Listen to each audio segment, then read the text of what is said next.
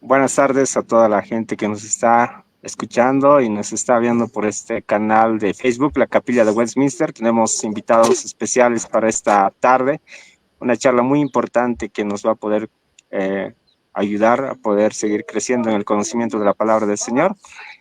Así que vamos a poder orar primero antes de empezar y que el Señor nos pueda guiar. ¿Listo? Señor Dios, te damos gracias por tu gracia, tu misericordia, por un día más de vida, Señor, y con todo que estas conversaciones que hagamos, Señor, sea para tu gloria, y danos sabiduría, Señor, para poder tener argumentos claros y poder edificar a los que nos puedan seguir, Señor. Bendice a cada uno de los invitados y conforme a tus propósitos todas las cosas sean para bien. Oramos en el nombre de tu Hijo amado, nuestro Señor Jesucristo. Amén. Muchas gracias por la invitación. Así que vamos a darles la presentación a algunos que nos han ya acompañado en otras charlas anteriores. Bienvenido, Pastor Joel Rivera. Así que usted va a ser nuestro primer invitado en hacerse la presentación para que todos puedan conocerle en el ministerio, de qué país es y qué es lo que está haciendo actualmente. Amén. Dios les bendiga a todos. Un placer estar nuevamente aquí en la Capilla de Westminster. Mi nombre es Joel Rivera. Yo soy de la República de Nicaragua, pero yo resido en Bolivia, en la ciudad de Santa Cruz, ya más o menos unos 6, 7 años. Actualmente yo sirvo en la Iglesia Asamblea de Dios Boliviana, sirvo en el área de la enseñanza. Y aquí por redes sociales también tengo un pequeño servicio, un blog llamado Teología Bíblica, en el que trabajamos en la difusión y conocimiento de la teología, de la historia, de la doctrina. Y también trabajo en el Instituto Bíblico, la Escuela de Formación Ministerial Logos. Soy de tradición pentecostal y estamos aquí para la gloria del Señor tratando de compartir un poco con la amada audiencia. Amén.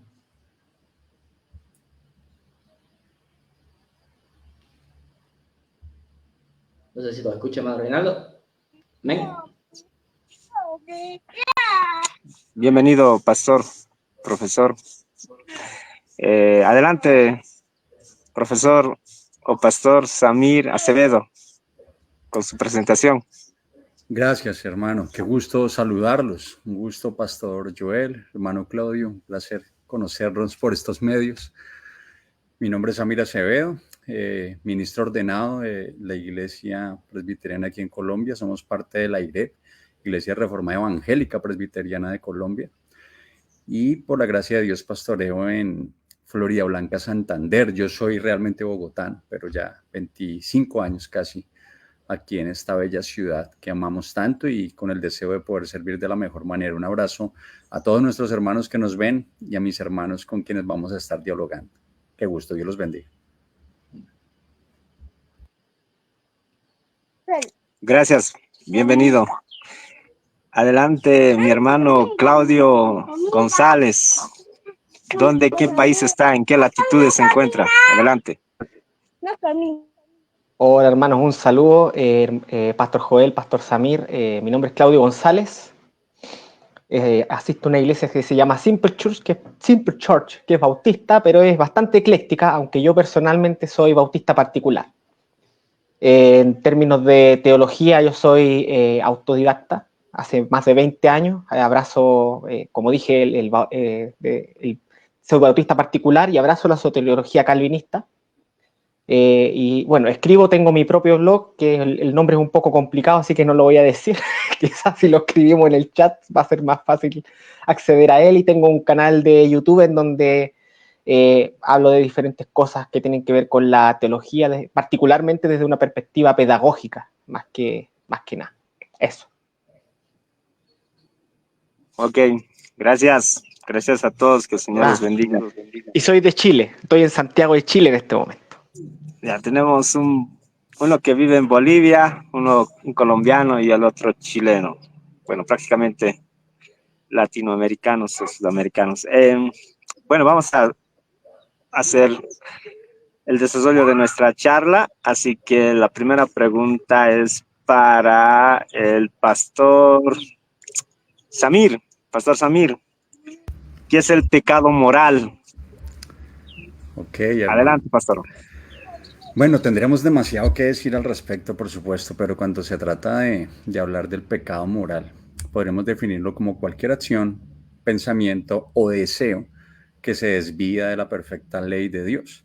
Y esto ya tiene una implicación, y es que nosotros consideramos al pecado en términos de un estándar que ha sido establecido fuera de nosotros, ha sido establecido por Dios, y ha sido puesto naturalmente en cada uno de nosotros. Allí hablaríamos de la ley natural, pero también Dios lo ha aclarado, por supuesto, y lo ha definido en su palabra. Entonces, ningún ser humano tendría la libertad de decidir u opinar qué es pecado en sus propios términos, sino a la luz de la revelación especial que Dios nos ha dado. Así que eso implica, por supuesto, la necesidad de este estándar definido fuera de nosotros, y como cristianos afirmamos que es la ley de Dios. Lo encontramos específicamente en su palabra y de manera muy particular en los 10 mandamientos. Entonces, el pecado no simplemente es un error o una falta, como podría el mundo intentar definirlo, sino una condición radical del corazón que se halla manifiesta en todas las áreas de la vida. Y tendríamos un montón de versículos, pero creo que hay un texto bíblico que nos ayuda. Eso está en Levítico 5:17 y dice: si una persona pecare o hiciere alguna de todas aquellas cosas que por mandamiento del Señor no se han de hacer, aún sin hacerlo a sabiendas, es culpable y llevará su pecado. Dios claramente ha determinado qué es pecado, y el pecado podríamos entonces definirlo como transgresión de su ley, sea conocida o no. Eso es pecado moral.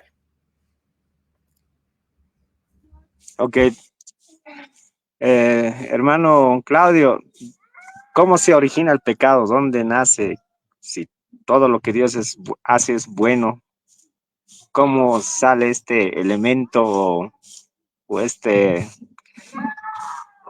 no sé cómo llamarlo, de un aspecto elemental, ¿no? ¿Cómo se origina en sí el pecado? Bueno, para entender esto un poco tenemos que entender lo que es la ontología del pecado, aunque el pecado en sí no tiene sustancia ontológica. En estricto rigor es lo que entendemos como una privación de un bien debido. Por ejemplo, un niño que nace con sus dos ojos completos, pero no puede ver. Entonces los ojos debiesen ver, pero no ven. Entonces hay una privación de un bien. El pecado no existe como una sustancia en sí misma, no es algo que, usando palabras crudas, Dios meta en el hombre, sino que es una privación de un bien. Es una carencia activa, como diría Agustín, y es una carencia activa que acompaña el alma del hombre. Entonces, en este sentido, en un sentido formal, el pecado emana o nace de aquel individuo que tiene esta carencia activa, que tiene esta privación del bien, que al momento de actuar lo acompaña esta privación. Por ejemplo, la Biblia nos habla de que el hombre fue creado por Dios para creer en Dios. La incredulidad es la privación de un bien, es la falta de algo que debiese estar ahí, es la falta de fe en Dios. Entonces, este hombre que tiene esta privación de este bien es un incrédulo. Y como es un incrédulo, en todas las cosas que hace, va a actuar incrédulamente. La incredulidad va a manchar todos los aspectos de su ser. Entonces, el pecado reside y emana en el hombre, no en Dios, para que quede claro.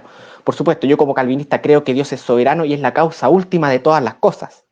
Pero con relación al pecado, podríamos decir que Dios no es causa de una sustancia, sino que sería como una no causa, porque Dios no causaría algo, que es el bien debido en este sentido.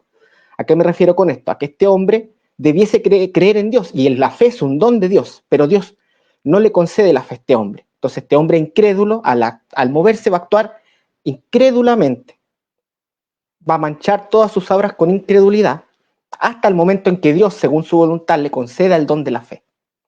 Porque todo bien moral está atado a la voluntad de Dios. Dios es el que concede los bienes morales. Dice Jesucristo que separados de mí nada podéis hacer. O Santiago también nos dice que todo don perfecto viene de lo alto. Y también el joven rico le dice a Jesucristo, maestro bueno, ¿qué haré para ganar la vida eterna? Y Jesucristo le dice, ¿por qué me llamas bueno? Solo hay uno bueno, que es Dios. Y eso lo que nos quiere decir es que Dios es el bien que no depende de otro bien. En cambio, nosotros dependemos de Dios para ser buenos. Por eso en la salvación Dios nos tiene que salvar y nos tiene que renovar y nos tiene que hacer virtuosos, por decirlo así, para poder recién ahí obedecer la ley de Dios como se debe. Pero en estricto rigor, el pecado emana del hombre que tiene esta carencia activa, esta privación de este bien, que al moverse transgrede la ley de Dios, que ilumina esta carencia y la transforma en una transgresión. Eso. Pero, hermano Claudio, no sé si los ángeles también, ¿en qué categoría entrarían o cómo llegaría a tener la transgresión de la ley, tendríamos que decir, en Satanás, ¿no? O él es el primero, digamos, en pecar antes que Adán. Mira, ahí yo tengo una perspectiva al respecto, porque ya entramos en el terreno de lo especulativo en cierto sentido. Pero yo sostengo que todo don bueno, todo don perfecto, toda virtud que el hombre pueda ejecutar proviene de Dios. Es Dios el que la entrega. Entonces, en este sentido, si Dios es la causa última de todas las cosas, si Satanás llegó en un momento a encontrarse mal en él, ¿es por qué? Porque Dios no hizo algo en Satanás, que es concederle aquella virtud que lo haría perseverar en el bien, por decirlo así. Esa es por lo menos la perspectiva que yo sostengo. Y como no le concedió esta virtud que depende de Dios para que el hombre o ángel se mantengan en un estado de santidad, al ser, como diría Lutero, al ser impulsado por la omnipotencia de Dios, entonces este sujeto que tiene esta carencia, obviamente va a moverse con esta carencia hacia donde su voluntad lo dirija y va a acompañar esta carencia a este movimiento de la voluntad y por lo tanto va a haber pecado en todo lo que haga, porque tiene esta carencia. Pero en mi perspectiva, claro, Dios, o por ejemplo en Adán, como diría Calvino, no le concedió el don de la perseverancia, o sea, lo creó y le dio un mandamiento, pero no le concedió el don de perseverar en ese mandamiento. Y claro, ahí obviamente podríamos decir que emana el mal, por decirlo así, en esta carencia, en este algo que Dios no hizo, que causó que este ser humano tenga esta privación de este bien. Y al actuar este hombre privado de este bien, obviamente peca. No puede hacer otra cosa. Porque el árbol malo no puede dar buen fruto y el árbol bueno no puede dar mal fruto.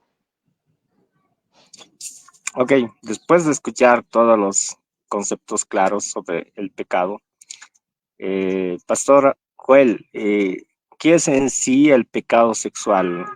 ¿Cómo este pecado se diferencia de los otros, del pecado moral, del otro tipo de pecados que hay?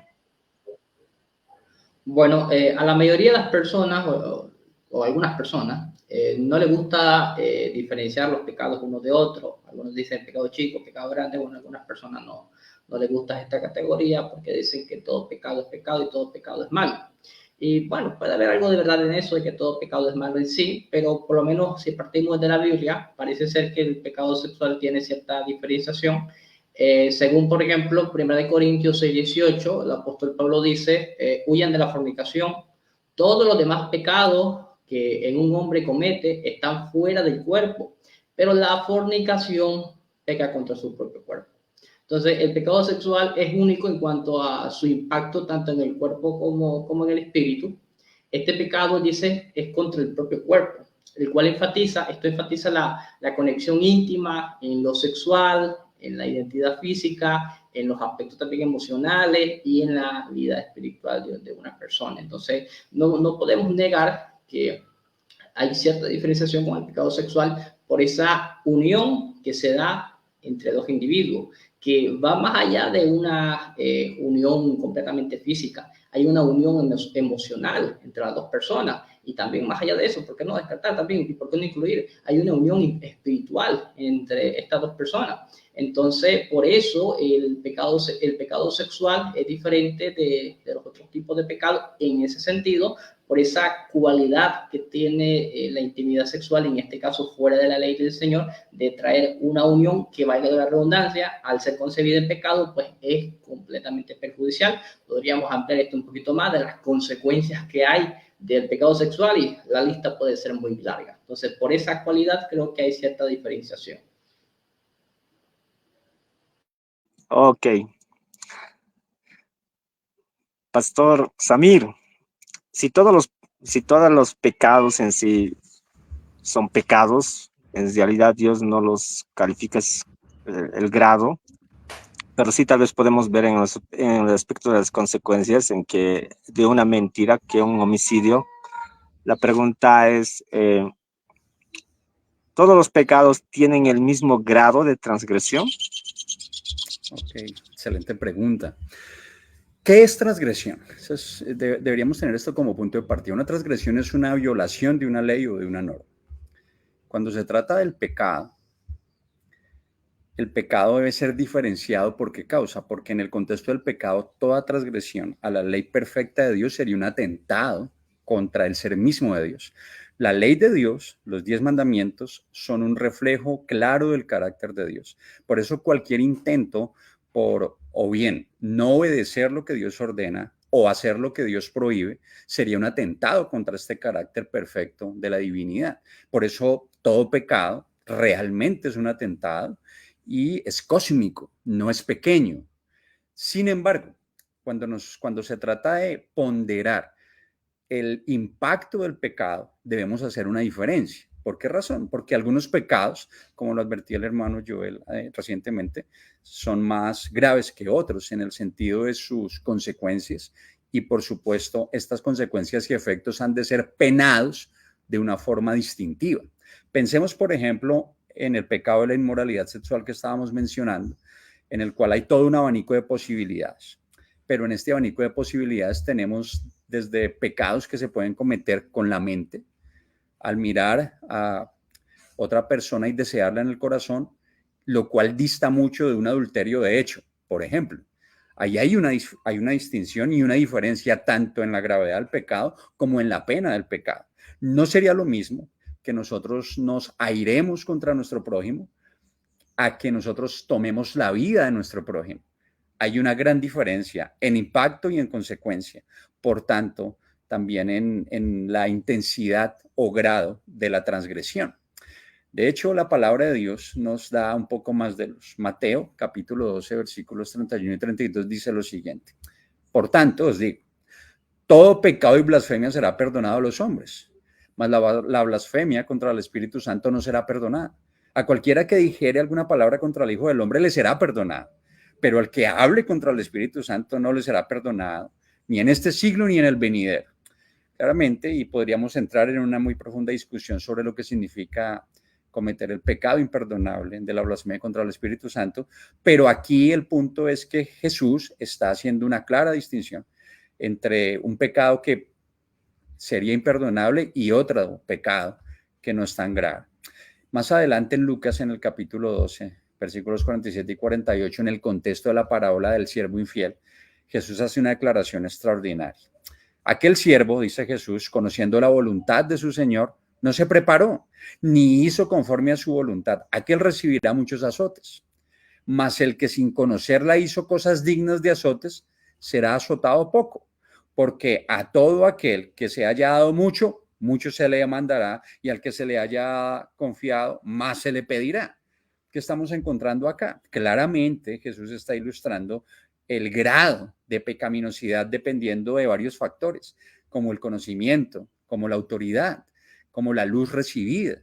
No será igual el castigo para una persona que a la luz del Evangelio ha obstinadamente apostatado de su fe y abandonado a Cristo, a pesar de haber recibido la luz, a pesar de haber sido enseñado, a una persona que nunca recibió tal luz. Una cosa es que una persona se pierda bajo las faldas de un púlpito y otra cosa es que un ministro se pierda en un púlpito. Entonces, todo esto indudablemente va a acarrear más o menor grado de transgresión en el pecado y la responsabilidad que se ha de asumir, por supuesto. Por eso hay que hacer esa distinción, queridos hermanos. Ok, pastor. Mi hermano Claudio, bueno, con todo lo que en nuestro contexto ha pasado, a veces, no sé, pienso que, ¿cómo podemos o se puede evitar las consecuencias del pecado, o eso viene, digamos, como la recompensa del pecado es inevitable? Y por otro lado, como hablamos sobre el pecado y es inherente a nosotros, es como que a veces da miedo, porque a veces en ese momento estamos hablando y cada uno cree que es nacido de nuevo. Pero creo que eso en el tiempo hasta tu muerte es lo que puedes confirmar esas evidencias, porque con lo que se sabe es que pueden pasar muchas cosas a lo futuro, ¿cierto? Como que eso da un poquito de temor. Pero las consecuencias son inevitables, o es que Dios puede evitar ciertas consecuencias a través del perdón y la gracia y la misericordia. Bueno, hay que entender primero que el pecado siempre tiene algún tipo de consecuencia, incluso para el Hijo de Dios. O sea, por supuesto, el grado de consecuencia lo va a determinar Dios en su providencia. Entendemos que al Hijo de Dios la consecuencia de la muerte eterna y la condena ya fue acabada por Jesucristo. O sea, la consecuencia de la muerte espiritual con el fruto de que es la condenación eterna, el Hijo de Dios ya no la va a enfrentar porque Cristo murió por él. Él sufrió esa consecuencia. Sin embargo, eso no implica que la comisión del pecado en el tiempo del Hijo de Dios, en su historia, mientras esté en este mundo, carezca eso de consecuencia. O sea, van a diferenciarse en grado, ya sea si es un pecado oculto, pueden ser incomodidades en términos psicológicos, puede ser pérdida del sentido de la divinidad, falta de oración, pero el pecado siempre de una u otra forma tiene algún tipo de consecuencia. Obviamente, como diríamos los calvinistas, el réprobo, junto con estas consecuencias o incomodidades en el tiempo histórica, viene acompañada la consecuencia final, que es la condenación eterna. Pero el Hijo de Dios puede sufrir estas consecuencias históricas, como lo vemos en el caso de David. David, por causa de su adulterio, recibió la consecuencia de que la espada no se iba a alejar de su casa. Y su hijo iba a tomar a sus mujeres o sea, lo iba a humillar frente a todo el pueblo finalmente. O sea, Dios, con las consecuencias, Dios puede ser muy severo con sus hijos, pero la severidad de Dios con respecto a sus hijos va a tornar estas consecuencias desde un punto de vista de disciplina parental, no desde un punto de vista de un juez, de un juez que busca condenar a un culpable, porque a diferencia de los incrédulos, nosotros tenemos a Dios por Padre. Entonces, Él puede ser muy severo con nosotros y esa severidad se va a expresar en las consecuencias que enfrentemos por nuestros pecados. Pero el fin de estas consecuencias es disciplinarnos para la santidad, para formarnos a la imagen de Jesucristo. Y bueno, tú dices que es difícil saber en el andar de nuestra vida qué viene a futuro. Yo creo que nosotros andamos por fe, no por vista. O sea, Dios fue claro al prometer que aquel que crea en Jesucristo será salvo. También en Filipenses 1:6 nos dice que el que empezó la buena obra la va a terminar. Entonces la Biblia nos llena de promesas que nosotros, si hemos creído en el Evangelio, podemos abrazar y no tener miedo al futuro, independiente de que en nuestro caminar muchas veces pasen cosas que nosotros no deseemos o cometamos pecados que podamos pensar que hasta acá nomás llegamos. Hay una promesa debajo, que es que Dios va a estar con nosotros hasta el final, que su Espíritu Santo nos va a restaurar, nos va a disciplinar, nos va a formar. Así que podemos tener seguridad, si hemos creído en el Evangelio, de que Dios es fiel a sus promesas, así como fue fiel al pacto de Abraham con Israel, a pesar de que muchos de ellos fueron incrédulos. Él va a ser fiel con aquellos que crean en Jesucristo. Así que en ese sentido no hay que temer al futuro. Por supuesto, tenemos que poner atención al pecado y alejarnos del pecado, porque básicamente la salvación es una transformación de la naturaleza. Que un hijo de Dios practique el pecado es algo que no puede pasar, no, es difícil, es como incoherente. Porque si somos salvados del pecado, como dice Pablo, ¿cómo viviremos en él? Pero sin embargo, eso no nos debiese quitar la esperanza de que Dios nos ama y nos va a llevar hasta el final de la mano, y al final vamos a poder disfrutar de un estado en donde el pecado ya nunca más va a ser parte de nuestra naturaleza y vamos a poder disfrutar de Dios para siempre. Ok, pastor. Ok, profesor, gracias. Yo quisiera hacer un comentario Adelante, respecto a lo adelante. que está diciendo nuestro hermano Claudio. Creo que es aquí donde el Evangelio se nos presenta de una manera tan maravillosa, porque el Señor siempre habrá derramado su juicio y su ira. La diferencia es que para los hijos de Dios este juicio y esta ira se ha derramado sobre Cristo. Y cuando se trata de su pueblo, lo que su pueblo recibe realmente es un acto de misericordia. Es un padre amoroso corrigiendo a sus hijos que pecan y que necesitan ser corregidos para poder vivir más y más para su gloria. Entonces el evangelio se nos manifiesta en este sentido de una forma realmente asombrosa. Tenemos suficiente provisión de gracia en Cristo para vivir para la gloria de Dios, y aún cuando nosotros hemos pecado como creyentes, como lo atestigua el apóstol Juan, Cristo es la propiciación por nuestros pecados. Entonces, he aquí la esperanza para todos nosotros. Nuestra seguridad no descansa en nosotros, nuestra seguridad no descansa en nuestra capacidad de perseverar, nuestra seguridad descansa en aquel que prometió perseverar en nosotros por su Espíritu, que prometió cuidar de su pueblo, aquel que declara que nada nos puede arrebatar de su mano. Entonces el creyente obediente y diligentemente en respuesta a semejante provisión de gracia persevera, se esfuerza, es santo, cuida de su alma, está siempre atento de usar los medios de gracia, crece en piedad, es alguien que se dispone a amar al Señor cada día. Entonces he aquí el evangelio realmente, así que es maravilloso recordarnos estas verdades que consuelan tanto el alma. Muchas gracias, hermano.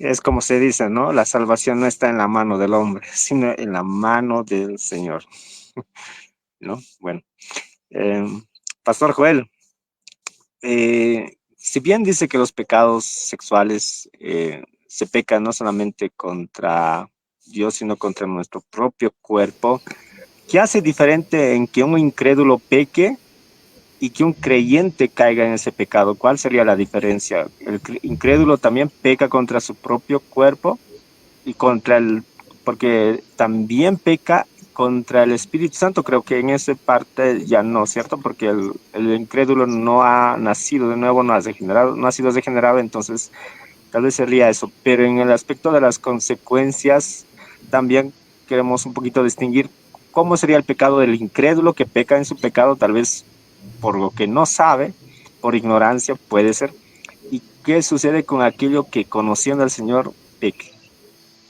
Bueno, de que hay diferencias entre la forma en que peca un cristiano y la forma en que peca un incrédulo, hay varias, pero me gustaría señalar una en específico que creo que es de las que como iglesia batallamos y enfrentamos mucho, y es, por ejemplo, el daño testimonial que puede causar el pecado sexual. Ok, podemos partir de un lado, por ejemplo, hablar del pecado sexual de un feligres de la iglesia. Si un hermano dentro de nuestra comunidad peca, ya sea con otro hermano o con una persona de afuera, pues eso hace un daño al testimonio de la iglesia, hablando dentro de los hermanos, ¿no? Dicho sea de paso, hace un daño también al testimonio del evangelio, al testimonio del individuo como tal, y afecta seriamente a la iglesia, nos afecta a todos, la verdad. Y otra de las cosas, que es una de las más preocupantes, por eso todos los que anhelan el ministerio pastoral deben de tener muy claro esto. Por ejemplo, podríamos llevar esto más allá. ¿Es lo mismo? La pregunta es ¿lo mismo que peque un cristiano o un incrédulo? Bueno, ya sabemos que no. Ahora, ¿es lo mismo, por ejemplo, que peque un creyente, un hermano de un pecado sexual, a que peque un pastor de un pecado sexual? Bueno, a ver, podríamos decir que en cierto sentido sí, pero en otro sentido no. No es lo mismo. Y dicho sea de paso, cuando un líder en la iglesia peca, un pecado sexual, daña muchas veces seriamente a la iglesia, incluso en mayor medida. Porque, por ejemplo, a ver, si peca de manera sexual un hermano dentro de la iglesia, supongamos, y no quiero minimizar el problema, pero bueno, la gente de afuera entiende, ok, era una persona, algunos entienden, era una persona, bueno, cayó, pecó, etc.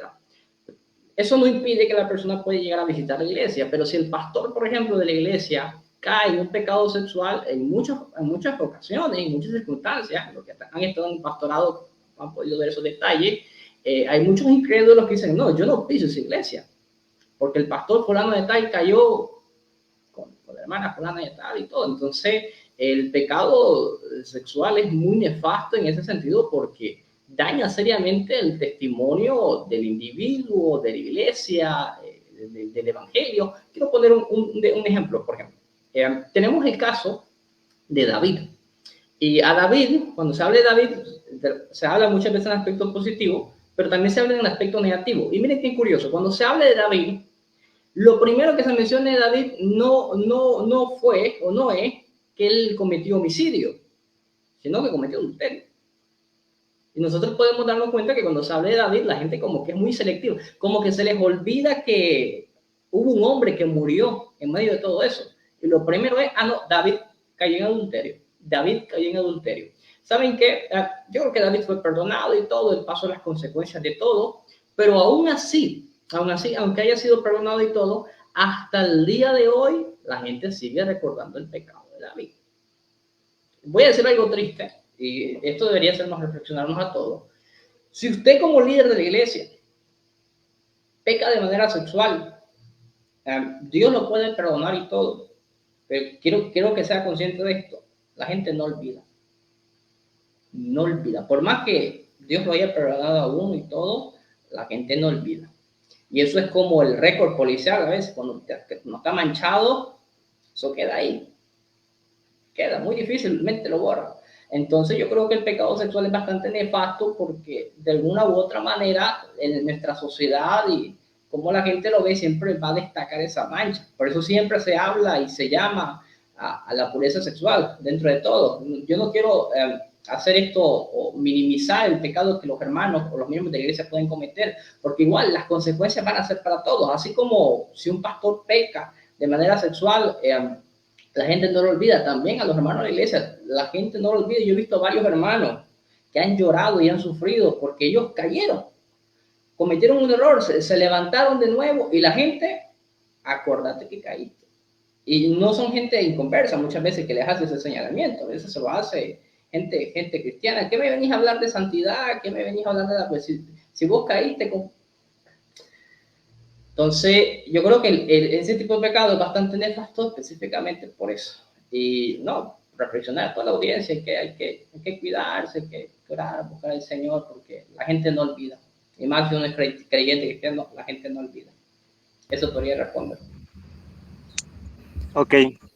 Y entonces, perdón, de nuevo, qué pena, hermanos. Adelante, pastor. Este es uno de los asuntos más importantes, porque cuando nosotros revisamos en la palabra de Dios las calificaciones de un ministro, aquella calificación suprema es que sea irreprensible. Y luego Pablo pasa a enumerar qué significa ser alguien irreprensible. Y bueno, esto es un pecado absolutamente descalificador para el ministerio. Y el impacto realmente es permanente. La verdad, hemos sido testigos, incluso recientemente, de eventos desafortunados. Nuestra confianza intacta en el Señor, pero es muy doloroso enfrentar la caída de un ministro. Y si ya es difícil verlo dentro de nuestros hermanos, miembros de la iglesia, ¿cuánto más un pastor? Entonces, lo que el hermano Joel dice es sumamente fundamental y que este sea un llamado, hermanos. Hablar del pecado no solamente es teorizar, podemos hacerlo, podemos conceptualizar, precisar ciertos asuntos. Hermanos, el pecado es mortal, el pecado está dispuesto a destruirnos y solamente la gracia del Señor puede mantenernos en pureza, solamente buscando, perseverando, aferrándonos a nuestro Cristo podemos seguir caminando. Entonces, que esta sea una oportunidad para todos los que nos escuchan. Hermanos, reflexionemos seriamente sobre la gravedad del pecado, sobre sus implicaciones. Nuestro Cristo fue llevado a la cruz por causa de nuestra maldad. ¿Cómo vamos a abofetear a nuestro Salvador por la causa que lo llevó a la cruz, insistiendo en ella? No, abandonemos, dejemos nuestra maldad, perseveremos en la santidad, amemos al Señor, seamos fieles. El Señor nos ha llamado a santidad, que esa sea la marca que más nos distinga y no las malas huellas del pasado. Dios tenga misericordia y nos ayude, hermanos. Y gracias, hermano Joel, por recordarnos esto, porque esto es algo que debemos tener siempre presente. No, claro. Y quisiera agregar un par de cositas, si es posible. Claro, dame un segundo, por favor. También quiero acotar esto, ¿no? Este pecado no distingue ni siquiera la edad. Uno puede decir, pero ya tiene 80 años y ya como que ya se lo ha caducado, digamos. y no, uno que como que a los 90 puede seguir, y eso es lo que da miedo. Adelante, hermano Claudio. Eh, dos puntos. Bueno, uno que tiene que ver con el pecado en sí de la fornicación, que una diferencia también es que igual hay una diferencia en gravedad cuando peca un creyente que cuando peca un incrédulo. O sea, en el pecado puede ser el mismo, pero el creyente peca contra el templo del Espíritu Santo y eso le agrega un grado de mayor gravedad al acto pecaminoso del creyente. Y junto con esto, por supuesto, también viene un mayor acto de disciplina por parte de Dios, si es que somos considerados hijos. Y lo otro que quería mencionar es que sin justificar obviamente a quien cae en este pecado, a veces en cómo tratamos al hermano caído revela lo que hay en nuestros corazones. Pablo cuando habla sobre el hermano que cayó en incesto con la mujer de su padre, se dice que en la segunda carta a los Corintios está hablando de la misma persona que se arrepintió. Entonces Pablo le dice a la iglesia que no lo juzgue, hermano, o sea, ya no le agreguen más pena si él ya se arrepintió. Tómenlo, abrácenlo, restáurenlo. Y en Gálatas nos dice lo mismo, o sea, ¿cuál es nuestra actitud ante el hermano caído? ¿Vamos a ser como el mundo que levantamos el dedo y seguimos juzgando aunque vemos que da frutos de arrepentimiento? ¿O lo vamos a abrazar y lo vamos a restaurar? ¿Por qué razón? Porque cuidado, el que esté firme que no caiga. Muchas veces Dios en su providencia hace que nosotros caigamos en aquellas cosas que nosotros mismos condenemos. Precisamente para enseñarnos a no ser en extremos juiciosos. Por supuesto, el pecado hay que condenarlo como tal. El pecado es maldad, el pecado es malo. Pero si tu hermano se arrepintió, ¿por qué lo sigues condenando? Si Dios ya lo perdonó, ¿por qué tú no lo vas a perdonar? Entonces, yo creo que también hay un llamado a la iglesia a buscar la restauración de los hermanos pecadores, porque recordemos que la disciplina eclesiástica tiene como fin la restauración del hermano, no la condenación del hermano, porque cada paso lo que busca es que el hermano se arrepienta y vuelva al redil. A veces nosotros vemos eso como una instancia para juzgar y condenar, y eso no, por lo menos no debiese ser entre nosotros. Que ocurra en el mundo es hipócrita, pero nosotros no debiésemos actuar así. Pastor Samir, esa es la pregunta. ¿Qué daños causó en nuestro ser el pecado?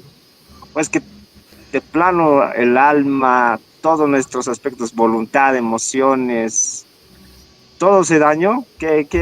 ¿Cómo entendemos la depravación en ese sentido? Ok, bueno, puede haber mucha confusión cuando mencionamos la expresión depravación total, ¿no?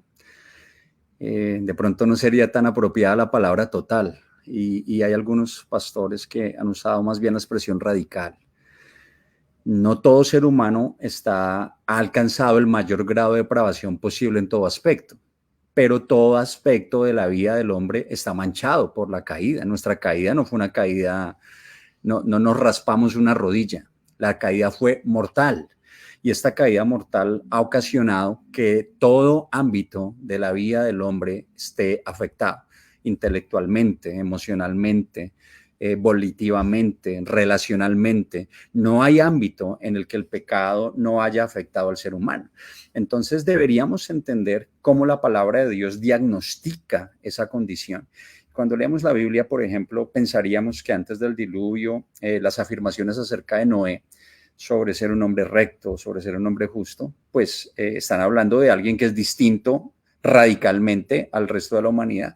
Pero lo que encontramos en el capítulo 8, pasado el diluvio, es que las palabras del Señor, es que el hombre es inclinado desde el mal desde su juventud, dice allí Génesis en la versión Reina Valera 60, y está hablando del mismo Noé, del que 2 capítulos atrás ha dicho que es un hombre justo, recto, que halló gracia delante de Dios. El problema está dentro de nosotros, llevamos el mal dentro. Venimos con un defecto de fábrica, somos seres caídos y esto se va a manifestar en todo aspecto de la vida. Yo no necesité enseñarle a mis hijos a mentir para que mintieran. Esto es algo que venía con ellos y sí necesité enseñarles el bien, sí he necesitado mostrarles la gracia, he necesitado conducirlos a Cristo. Entonces, todo aspecto, ningún aspecto, ningún ámbito de la vida del ser humano escapa a los alcances del pecado, en mayor o menor medida, pero allí veremos al pecado aparecer. No obstante, quisiera resaltar que todo ser humano es portador de la imagen de Dios. Y a pesar de nuestra caída, a pesar de nuestro pecado, a pesar de la maldad en nosotros, el Señor hace aún brillar su imagen en nuestros dones, en nuestros talentos, en las artes, en la literatura, en el desarrollo tecnológico. Es decir, a pesar de nuestra caída, aún el Señor deja ver su imagen por su misericordia. Entonces, gloria a Dios por eso, pero nuestra caída fue mortal y no hay aspecto que no escape a esa realidad. Ok, mi hermano Claudio, si no existiese la humanidad, ¿hubiese pecado? La suposición de que la humanidad no existe. Aún así, hubiese pecado. En otro Pensemos en aquel tiempo en que solamente existía Dios, en la eternidad. No habían ángeles, no habían seres humanos. Hay que distinguir el pecado tanto como idea, como concepto, al pecado como fenómeno. O sea, si creemos que Dios es omnisciente, entonces debemos afirmar que el pecado como idea era algo conocido para Dios. Pero el fenómeno de pecado, es decir, la manifestación del pecado en términos concretos, solo comenzó allí cuando fueron creados los seres racionales y los seres racionales finalmente cayeron. Ahí se manifestó el pecado de manera concreta, pero la idea de lo que es un pecado, de lo que es pecar, por decirlo así, es algo que Dios siempre conoció. Entonces, como idea, como concepto, era algo conocido eternamente por Dios. Pero como fenómeno, solamente sucede en el momento en que en que son creados los seres racionales y terminan cayendo. Esa es mi respuesta a tu pregunta. Ok. A ver, ¿dónde está la otra pregunta que tenemos?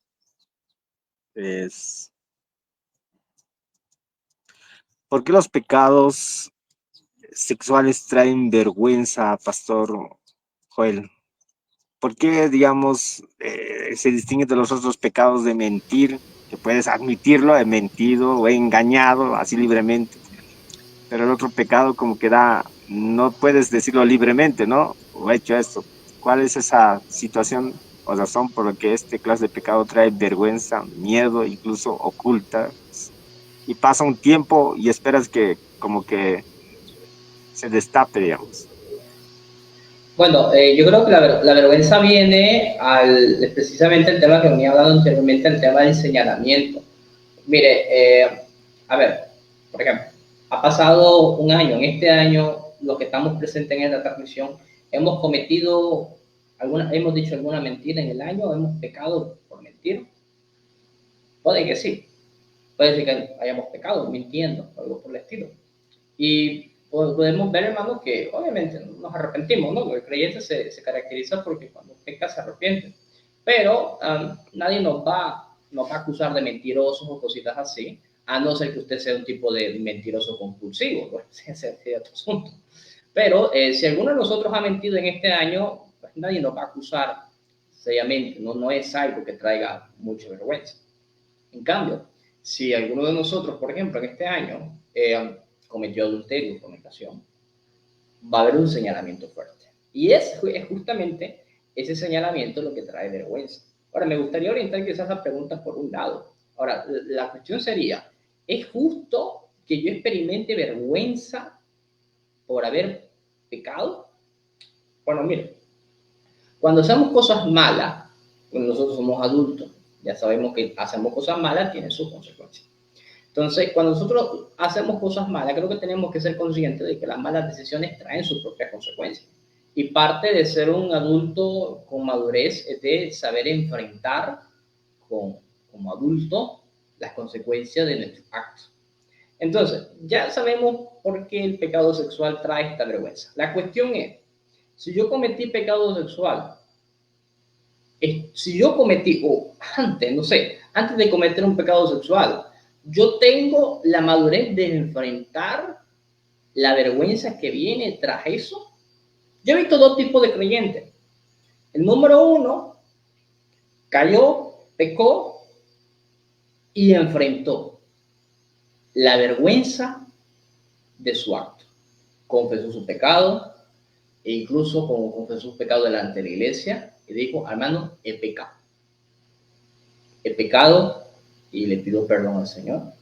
Y ese acto de honestidad y de valor, de alguna manera hizo que la vergüenza del pecado, que siempre está, pero de alguna manera hizo como que disminuya.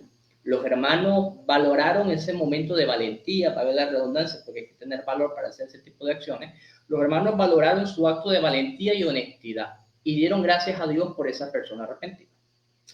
Ahora hubo otro caso de otro personaje en que estuvo durante un año ocultando su pecado constante de fornicación.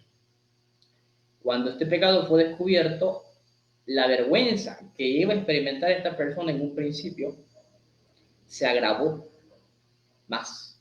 ¿Por qué? Ok, una cosa es que una persona peque y otra cosa es que una persona viva en pecado ocultando ese pecado. Eso trae más vergüenza. Entonces, yo digo lo siguiente, y esto debería de ayudarnos a todos a tomar decisiones correctas. Si has hecho las cosas mal, tener la responsabilidad o la madurez de enfrentar sus consecuencias y ser honesto. A ver, a Dios no vamos a engañar. A las personas podemos engañarlas, pero ningún engaño dura 1000 años. Cada mentira que nosotros mantengamos o hagamos va a ser una deuda que vamos a terminar pagando con la verdad. Entonces, amado hermano, si usted me está viendo, ¿no? Y en algún punto de la vida, esperemos que no, pero en algún punto de la vida usted enfrenta esta situación de que va a haber vergüenza, va a haber vergüenza. Pero yo creo que la vergüenza se puede enfrentar con la honestidad y la confesión.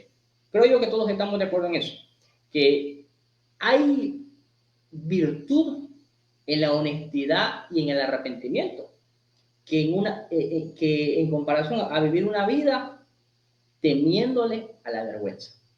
Yo creo que la vergüenza en este contexto es algo a lo cual uno tiene que enfrentar, experimentar, vivir y hacerlo conforme a la fe cristiana. Hubieron predicadores, hubieron hombres del Señor que lo hicieron. Reconocieron su pecado delante de todos. Y hasta el día de hoy son ejemplos de lo que debe de hacer un creyente cuando ha pecado. Enfrentar la vergüenza con honestidad y arrepentimiento. Esa podría ser mi respuesta, hermano Reinaldo. Hermano Reinaldo, amén.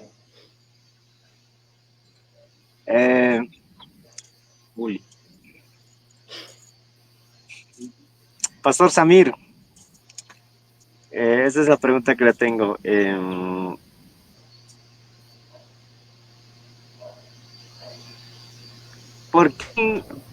¿Por qué no es suficiente la voluntad para no pecar? Es decir, el dominio propio, de decir, no voy a pecar como una promesa, ¿no? O sea, la voluntad interior. ¿Por qué no es suficiente? ¿Será que aún nuestra voluntad está esclavizada al pecado? ¿Por qué el pecado nos esclaviza? Y nos tiene en sus casas y no podemos liberarnos de ello. Claro, podríamos una vez más enfrentar la pregunta desde diferentes perspectivas y incluyendo nuevas ideas. Hay mucho que decir al respecto. Cuando hablamos del libre albedrío, las personas suelen hablar en esos términos pensando en la capacidad que las personas tienen. Realmente todos somos libres. Yo tomé hoy la libertad de ponerme una corbata de este color y seguramente tomaré la libertad más tarde de tomarme un buen café colombiano. Soy libre, pero cuando se trata de nuestra condición moral, nuestra libertad está atada a tal condición moral. Y el problema de nuestra voluntad es que al verse restringida por el estado moral en el que nos encontramos, será esclava de tal condición. Entonces, la voluntad humana, caída, corrompida por causa de la caída, es incapaz de elegir el bien de manera consistente. Y por esa razón, a menos que por la gracia de Dios operando en el ser humano, regenerándolo, cambiando su naturaleza, dotándolo de la capacidad de la que está privado, naturalmente por la caída, no va a poder responder frente a la tentación apropiadamente. Y por esa razón la voluntad no es suficiente para evitar el pecado.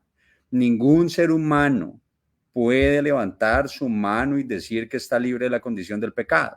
Así que por naturaleza su voluntad está atada a tal condición.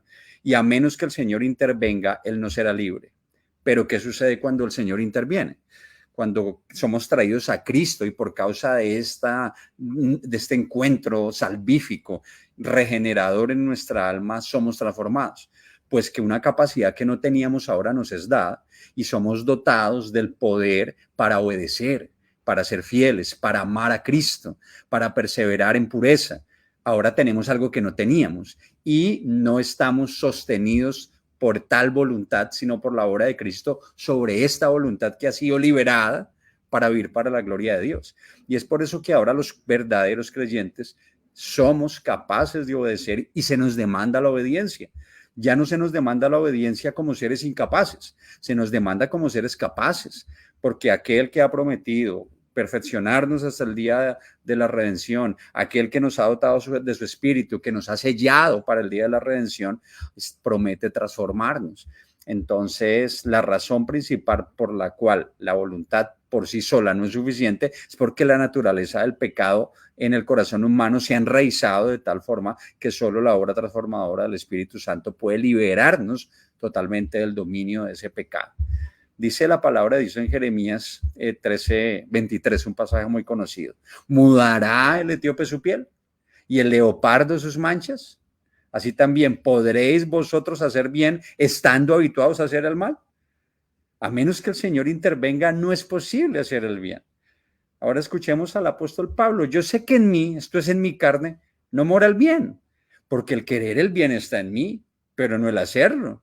Porque no hago el bien que quiero, sino el mal que no quiero. Eso hago. Y si hago lo que no quiero, y ya no lo hago yo, sino el pecado que mora en mí. Él es muy consciente de su condición. Así que queriendo yo hacer el bien, ¿qué hallo? Hallo esta ley, que el mal está en mí, porque según el hombre interior me deleito en la ley de Dios, pero veo otra ley en mis miembros que se revela contra la ley de mi mente y que me lleva cautivo a la ley del pecado que está en mis miembros. Es decir, Pablo está confesando que en él está la voluntad de hacer el bien, pero se encuentra atado, se encuentra caído.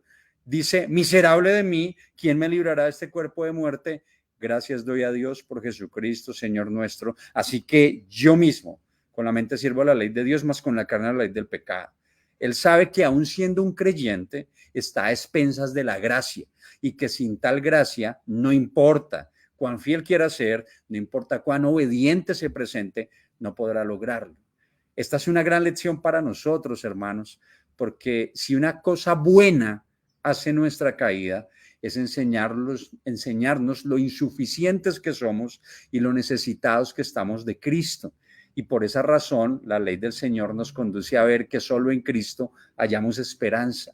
Si no fuera por eso, creeríamos que somos autosuficientes, que debemos descubrir al campeón que hay en nosotros para vivir para la gloria de Dios. No, en nosotros no hay un campeón. El único campeón es Cristo y Él es nuestra esperanza. Entonces, que esto nos lo recordemos frecuentemente cuando tengamos que enfrentar las tentaciones que nos acechan. Dios nos ayude, hermanos. Ok. Mi hermano Claudio. Quisiera agregar un par de cositas ahí. Claro, adelante. Adhiriendo a lo que dice el pastor Samir. O sea, lo que hay que entender es que entre las facultades que tiene el hombre, la voluntad no es la superior, sino que vendría a ser la sierva de las demás. ¿Por qué razón? Y acá viene la eterna discusión. ¿Somos malos porque somos pecadores porque pecamos o pecamos porque somos pecadores? Por lo menos yo soy en la posición de que pecamos porque somos pecadores. Es decir, hay un antecedente previo que configura las decisiones de la voluntad de tal manera que terminan siendo pecado delante de Dios. Y ese antecedente previo nosotros lo identificamos con la corrupción que viene con la caída. Entonces, al ser árbol malo, no vamos a dar buen fruto a menos que Dios nos libere y nos regenere y obre en nosotros aquel principio de bien que permita que nosotros ahora no solamente pequemos, porque como dice Lutero, somos justos y pecadores a la vez, sino que ahora también el fruto del Espíritu emane de nosotros. Entonces, al final, en todo el proceso dependemos de Dios completamente para cumplir el deber ser como se debe. Porque, por ejemplo, yo siempre uso este ejemplo, una madre atea tiene un hijo y le da de comer a su hijo, y eso es un beneficio para su hijo. Pero adelante Dios no es una buena obra. ¿En qué sentido no es una buena obra? Porque si bien es una obra mejor que un pecado más grotesco, no es una buena obra hecha con las presuposiciones que determinan qué obra es buena y qué obra no es buena. Por ejemplo, el ser hecha para la gloria de Dios, el ser hecha con fe y el ser hecha a la luz de la palabra de Dios. Entonces, una mujer creyente va a alimentar a su hijo para la gloria de Dios y una mujer incrédula lo va a alimentar, pero no lo va a hacer para la gloria de Dios. Entonces hay una diferencia en calidad de la obra. Y eso también tiene que ver con el hecho de que el árbol es malo. Ahora, que el árbol es malo no significa que el pecado se manifieste necesariamente de manera grotesca. Esas ya son expresiones más graves de lo que es la maldad humana. Pero también el hecho de ser filantrópico, dejando la gloria de Dios de lado, también es una especie de arrogancia, es una especie de hacerse ley para sí mismo y olvidando a la ley de Dios. Y claro, como la pregunta decía, y yo estoy de acuerdo con el pastor Samir, acá dependemos absolutamente de Jesucristo. Separados de Él, nada podemos hacer, dice la Biblia. Nuestra sola voluntad no tiene poder alguno para hacer el bien. Por eso constantemente debemos acudir a la cruz, constantemente debemos creer en la palabra, estudiarla y creerla, constantemente debemos pedir la asistencia del Espíritu Santo. Así que eso quería creer. No podemos, pero somos responsables. Ok. Pastor, digo, sí, hermano Claudio, esta era la pregunta que tenía. ¿Qué son los pecados por comisión y los pecados por omisión? ¿Cómo podemos distinguir ambos pecados?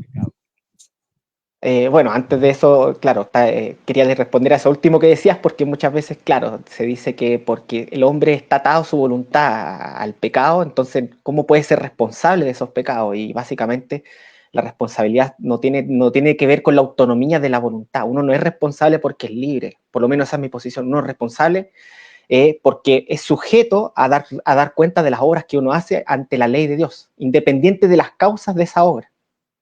Así que, de hecho, Dios es digno de honor, pero Él no puede hacer el mal. No puede hacer, porque su esencia es buena. Entonces, podríamos decir que si Él no tiene la posibilidad de hacer el mal, entonces no es responsable, es decir, digno de honra y honor por hacer el bien. Hay varios argumentos ahí que tienen que ver, no sé, que van más allá de la discusión que tenemos ahora. Pero con respecto a lo que tú me dices, es simple. O sea, un pecado por comisión es aquel pecado que se ejecuta a sabiendas de lo que es lo bueno y lo que es lo malo, y un pecado por omisión es aquel que no se hace a sabiendas del deber ser que debe ser hecho. Si yo sé que tengo que hacer algo y no lo hago, estoy pecando. Ese es por omisión. En cambio, por comisión es, si yo sé que algo es pecado y lo hago, estoy cometiendo ese pecado. Entonces, esa es comisión. Esa es básicamente la diferencia entre un pecado por comisión y uno por omisión. Uno se puede decir en conocimiento, ¿no? Un pecado premeditado. Y el otro por ignorancia, por así decirlo.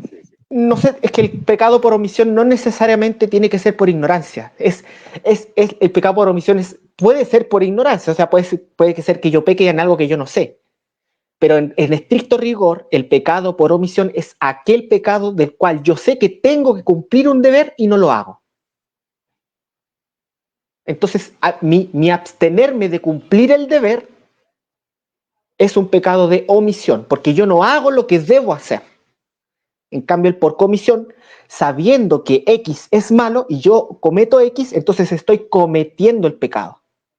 En ambos casos hay pecado, uno por abstenerme de hacer lo que debo hacer y en el otro por hacer aquello que no debo hacer. Ok, gracias, mi hermano.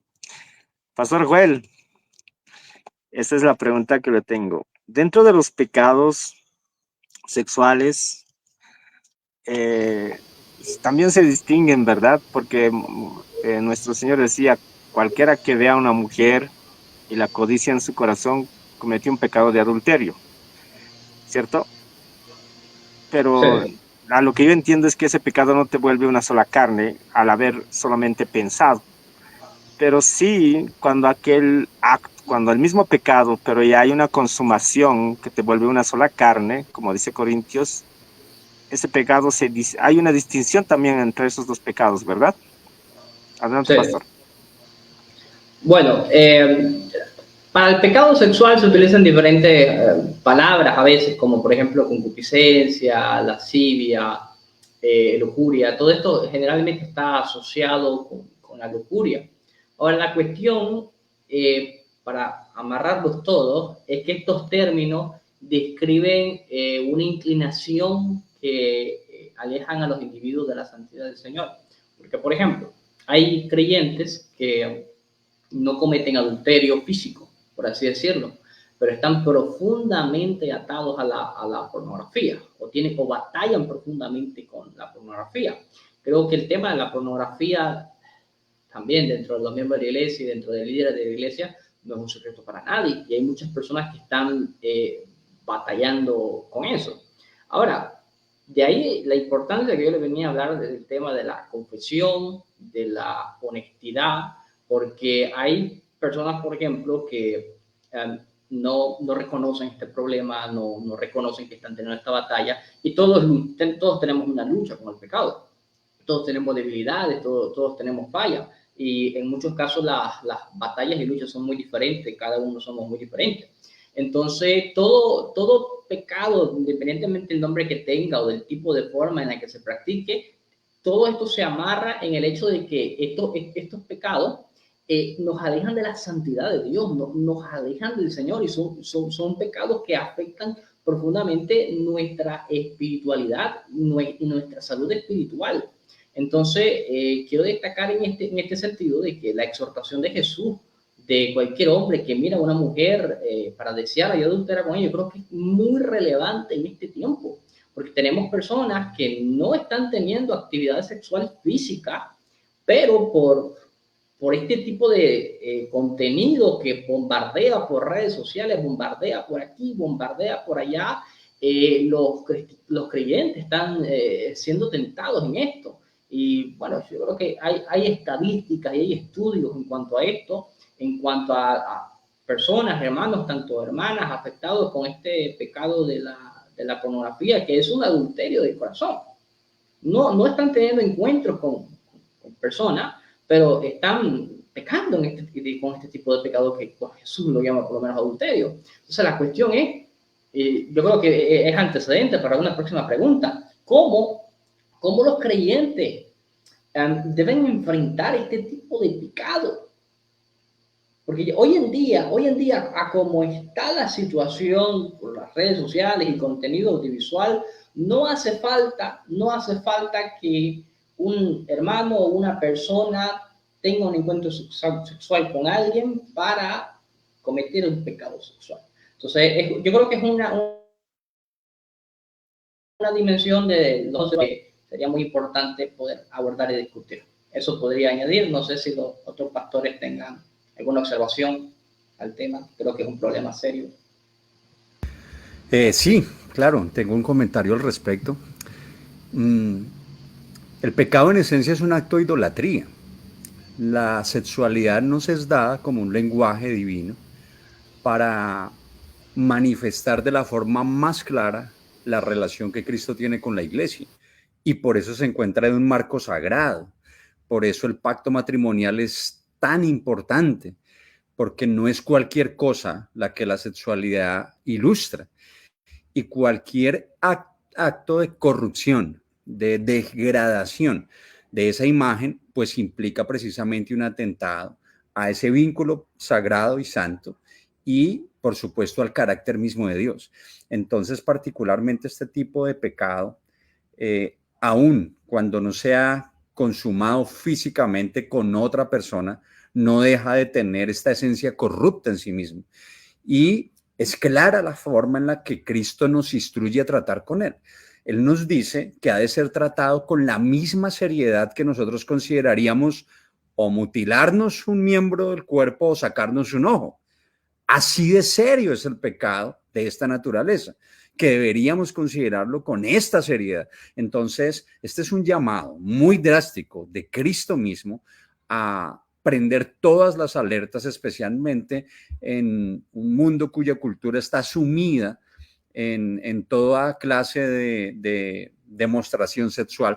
Ya no tenemos solamente imágenes, tenemos contenido musical, hay películas que son verdaderas odas a la sexualidad y es tal el contenido que ya usted no tiene que pagar por eso.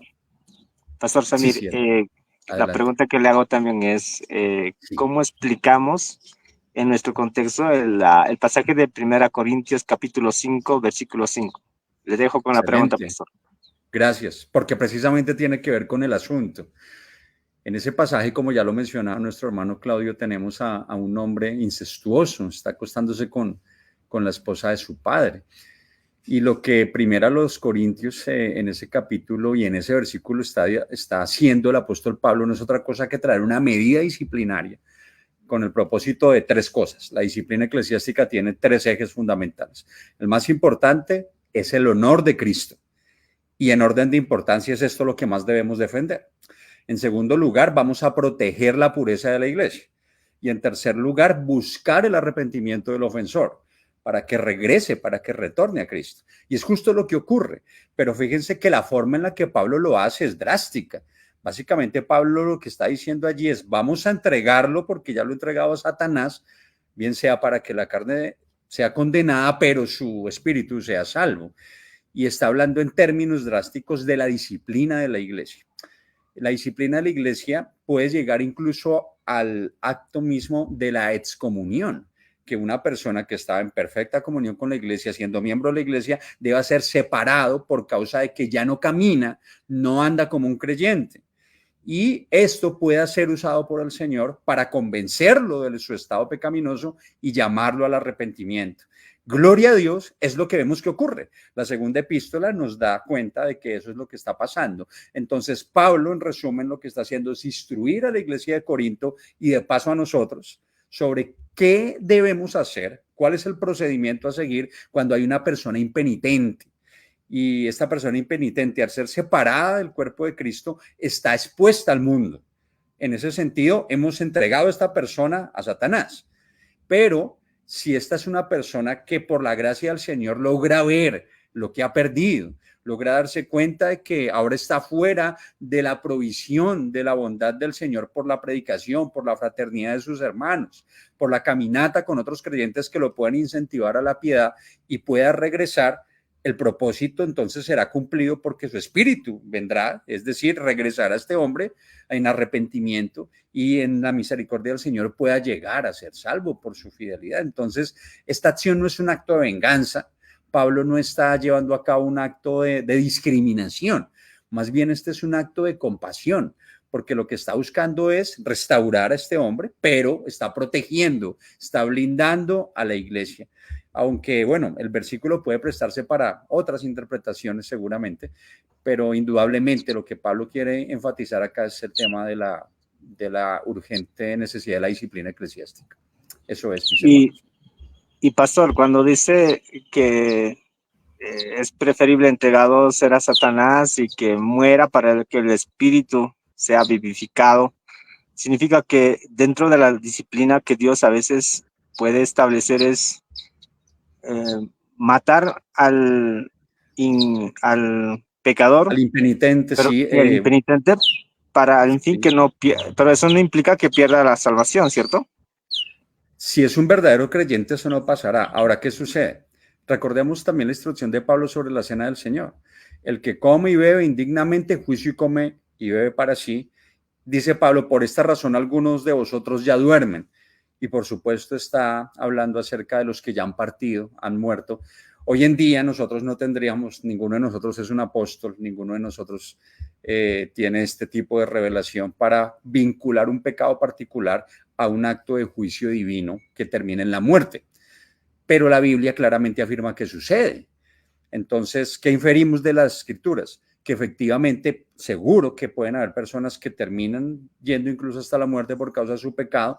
Dios en un acto de disciplina lo está llevando hasta allí y puede hacer que este acto de disciplina lo convoque al arrepentimiento y pueda, por supuesto, ser salvo. Su corazón pueda volver al Señor, ratificando que su elección era cierta, ratificando que la obra del Espíritu Santo aún estaba en él y que lo trajo por medios muy, muy duros, drásticos, al arrepentimiento. Y es algo que creo que todos en nuestras iglesias podemos ver. En su misericordia el Señor puede tratar duramente, incluso con nosotros, para traernos a Cristo, para vincularnos y mantenernos unidos a Él por gracia. Es un acto de gracia. Entonces esto es, mi hermano. Sí, Señor. Ok, Pastor Samir, gracias. Mi hermano Claudio, ¿qué es el pecado de muerte de Juan, capítulo 5, versículos 16? ¿Cómo entendemos? Bueno, aquí ya me vas a llevar al terreno de lo especulativo, en cierto sentido, porque ni yo mismo lo tengo muy claro. Por una parte, intuyo que puede referirse a la apostasía, pero la apostasía como en términos de, como lo describe el escritor de Hebreos, que era una apostasía que era una total vuelta del sacrificio único y perfecto de Cristo a los rudimentos de la ley que no tenían poder para salvar a nadie. Por algo en Hebreos también se habla de que estas personas que cometían este pecado, de esta apostasía, de volver a los antiguos rudimentos y traicionar la fe cristiana, difícilmente podían ser renovados para el arrepentimiento. O que pecaban deliberadamente, ya no había sacrificio. Entonces, por una parte, intuyo que puede referirse a ese tipo de pecado, porque, a ver, yo siempre he pensado que es más fácil volver de un pecado moral que de un pecado doctrinal. Cuando tú cambias completamente tu cosmovisión desde una que supuestamente profesabas a otra completamente nueva, generalmente esas personas muy difícilmente van a volver al camino. Que no es lo mismo, que no pasa lo mismo como, por ejemplo, el caso que estamos hablando ahora, que es del fornicador. En este sentido, por ejemplo, Cristo nos decía que las prostitutas y los publicanos iban primero al reino de los cielos que los fariseos, y los fariseos eran maestros de la ley. Entonces muchas veces las posiciones doctrinales o los cambios de cosmovisión, de perspectiva, son difíciles de revertir. Quizás la apostasía tiene esta naturaleza de que existe un cambio de perspectiva y de cosmovisión que hace que es muy difícil que la persona que apostata en este sentido, y no me refiero a una caída moral, netamente moral, vuelva al redil porque ya cambió su set de creencias por unas nuevas. Entonces, puede que se refiera a la apostasía en ese tipo, o también he leído en otros libros que también puede referirse a pecados que en la ley de la jurisdicción nacional en la que vivían eran pecados de muerte, es decir, pecados que merecían la condena de muerte, por ejemplo. Entonces, quizás no orar por esa persona no se refiera a no orar para que su alma sea salvada, sino a no orar para que no reciban el castigo que la ley requería de ellos. Por ejemplo, un cristiano que no se veía involucrado en un asesinato, por decirlo así. Entonces esa persona quizá ante la ley tiene que responder por ese pecado. Pero estoy especulando aún. Yo, si me preguntas a mí personalmente, yo tengo la sensación de que se refiere más al pecado de apostasía que a este otro tipo de pecados. Pero insisto, es un tema que para mí ha sido complicado interpretarlo y distinguirlo, y solamente te puedo hablar a términos de nociones. Ok, pastor. Ok, profe. Mi hermano, Pastor Joel, ¿cómo entendemos la explicación de Proverbios capítulo 6, versículos 29, 30, 31, 32? Bien, primero me gustaría leer el pasaje. Dice lo siguiente: pero cuando es sorprendido, debe pagar 7 veces, tiene que dar todos los bienes de su casa. El que comete adulterio no tiene entendimiento. El que lo hace destruye su alma. Heridas y vergüenzas hallará, y su afrenta no se borrará. esto de su afrenta no se borrará me trae un poco de eco a lo que les había mencionado anteriormente, de que la cuestión de, bueno, pongámonos en adulterio, ¿no? Dentro de la vida matrimonial, cuando suceden casos de adulterio, siempre se recomienda el consejo pastoral, buscando la restauración del matrimonio, es que se perdone y que se olvide. Y no sé qué es más difícil, si perdonar una infidelidad, olvidarlo. No tengo ni idea de qué es lo que pueda ser más difícil. Pero lo que sí sé es que olvidar una infidelidad no es algo que se pueda hacer tan fácilmente, si es que se puede llegar a hacer. Entonces, este pasaje del proverbio creo que es una advertencia sobre las consecuencias del adulterio, la infidelidad, señalando que estos actos, y esto creo que no hay duda, de adulterio dejan cicatrices y desprestigio. Ahora, en nuestro contexto, este pasaje, bueno, resalta esta gravedad de la traición en la relación matrimonial, subrayando el impacto duradero y el desprecio social que resultan estos tipos de pecados. Entonces, alguien podría, y sería un tema muy interesante para otro tema de conversación, y es que los matrimonios llegan después de un suceso de adulterio, llegan a ser restaurados completamente, a tal punto que llegan a ser los mismos que eran antes y antes después del adulterio. Bueno, yo creo que hay mucha tela que cortar en ese tema. Estoy seguro que algunos podrían decir que sí puede llegar a haber una restauración plena al punto de que se pueda olvidar por completo el adulterio. Y estoy seguro que algunas personas dirían que no, que quizás no puede haber nunca una restauración plena del matrimonio, y se podrían perdonar, convivir, restaurar quizás un tipo de amor, pero olvidarlo nunca.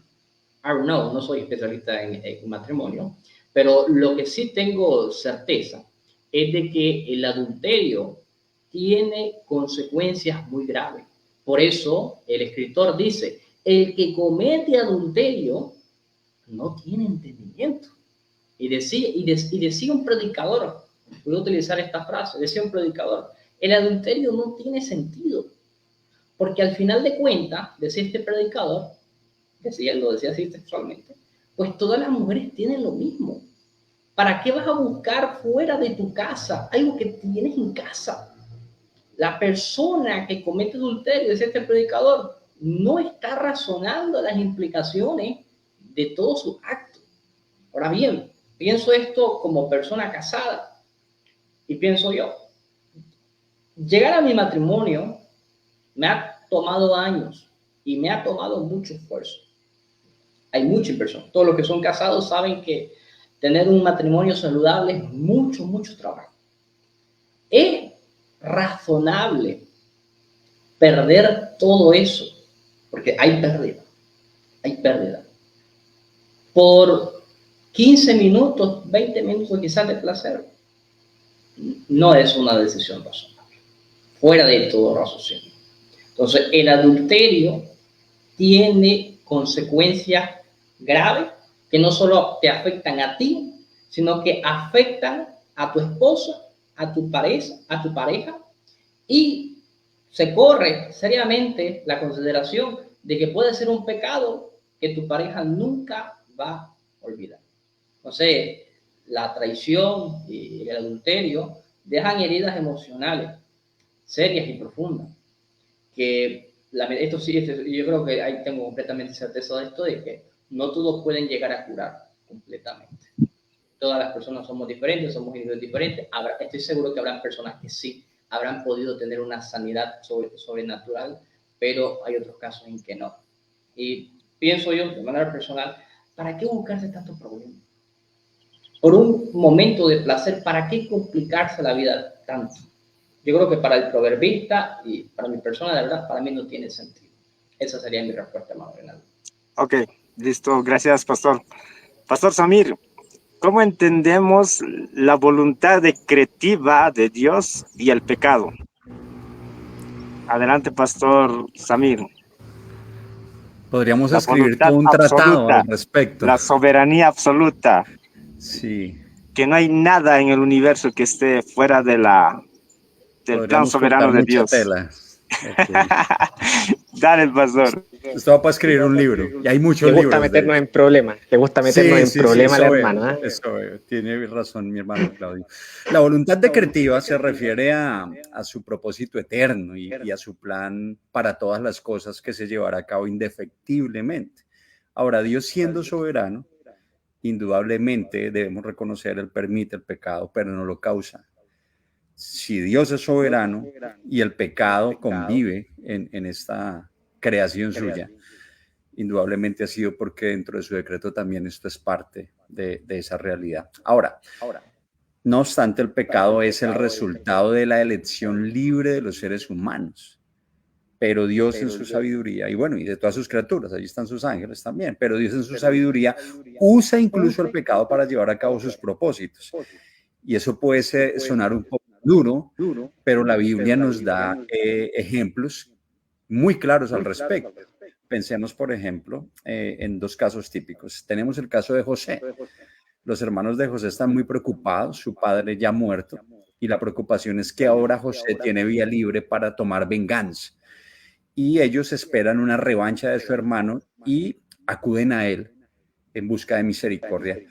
Lo que José les recuerda es realmente elocuente. Ustedes pensaron mal contra mí, pero Dios lo ha vuelto en bien. Así que José tiene una lectura por encima de las circunstancias de lo que sus hermanos han ocasionado sobre su ser. Ellos lo han vendido, ellos han actuado de forma perversa contra él, pero él tiene una lectura superior y es que Dios ha usado todo esto para el bien de Israel y así el pueblo ha sido preservado.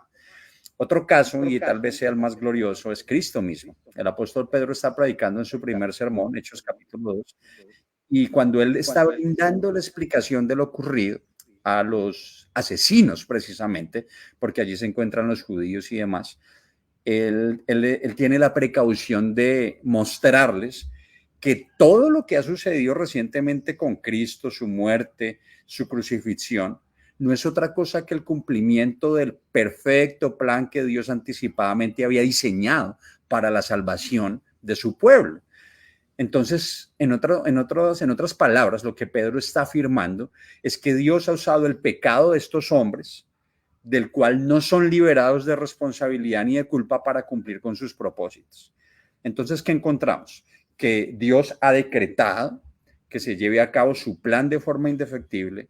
Dentro de este plan también se halla el pecado, pero sin Dios ser el autor del pecado ni el origen del mal, hace responsable a los agentes libres que cometen tal pecado para llevar así a cabo su perfecto plan, como es el caso de la redención.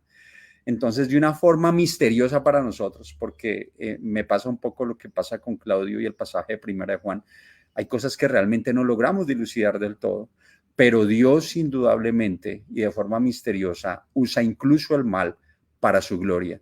Y tal vez la forma en la que más claramente vemos esto es Cristo en la cruz del Calvario. El peor crimen de la historia es llevar al único justo a morir por todos los injustos. Esto es un gran pecado. No obstante, Dios usó este gran pecado para su propia gloria y salvación de su pueblo. Entonces, no tengamos ninguna duda de que en esto Dios es aún más glorificado que si fuera de otra forma. El pecado no es una agencia libre y sin control. No. Dios tiene soberanía sobre todas las cosas, pero una cosa es cierta, todo ser que peca contra Dios es responsable en sí mismo del pecado que ha cometido libremente y asumirá las consecuencias de su pecado. Y Pablo, por supuesto, plantea una serie de preguntas retóricas en torno a este tema. ¿Pecaremos entonces para que la gracia abunde? De ninguna manera. No, todo lo contrario. Nosotros glorificaremos a Dios buscando vivir más y más en santidad para el honor de nuestro Dios. No obstante, no tengamos duda tampoco de que Dios es soberano sobre todas las cosas y eso también incluye el pecado. Esa sería mi respuesta, querido hermano. Ok, gracias, mi estimado pastor. Pastor, mi hermano Es que Claudio. Si es que pudiera crear un pequeño contraste, porque acá, por ejemplo, tenemos el pastor, yo creo que es más de perspectiva infralapsariana, porque yo soy más supralapsariano en ese sentido.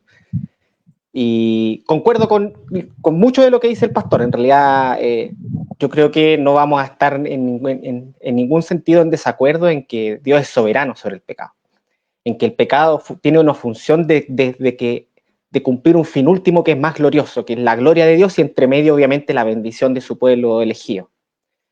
Pero a mí no me incomoda tanto hablar en términos de causa, por supuesto, dejando en claro que el pecado es privación de un bien, es decir, en estricto rigor, el pecado es algo que Dios no hizo en la persona.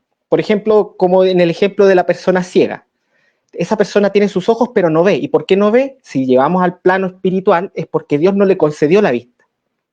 En este sentido, lo mismo pasa en el plano espiritual y en el plano moral. Dios no le concede la virtud a este individuo. Entonces, claro, como diría Lutero, arrastrado por la omnipotencia de su poder, que no deja que nada se permanezca ocioso en la creación, obviamente, si tú tomas un hacha que está rota y vas a cortar mal, ¿entiendes? Entonces, en ese sentido, claro, podemos hablar de un misterio porque yo en realidad no sé a fondo a los recovecos de cómo Dios causa esto, pero de que Dios está involucrado un poco más activamente que en el mero permiso, yo eso por lo menos lo veo en la Escritura.